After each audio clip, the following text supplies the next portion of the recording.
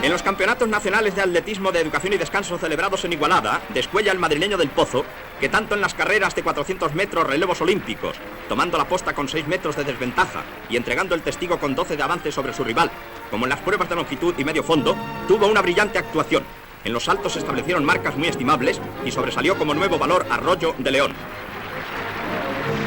El equipo de La Coruña confirmó los favorables pronósticos con que había sido acogido, tanto en las pruebas de carreras como en otras demostraciones atléticas. Por estas razones, el equipo coruñés fue proclamado campeón.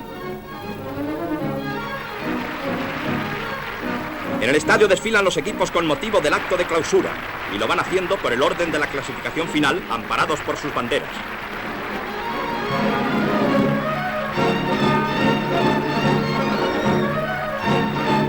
A continuación se realiza la entrega de los trofeos de estos juegos, que han constituido un excelente estímulo para la clase laboral española.